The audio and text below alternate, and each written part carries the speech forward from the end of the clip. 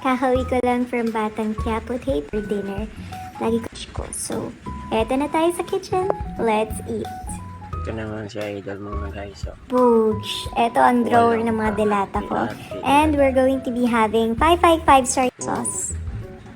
Sobrang kalamansi and sili. So, ayan, pagka-open, maamoy mo na sobrang bango. At talagang ang dami ko maaalala sa pagkain na to. Kasi ever since bata, yan ang kinakain ko. And idediretso na siya sa rice. Pwede mo din siya igisa. Pero ako, carry na yan. Masarap na. Let's eat. Napapasayaw pa oh. At syempre, kailangan ko ng sili para maanghang. Tingnan niyo naman kung gaano kalaki yung sardinas. So, bonggang-bongga talaga yung 555.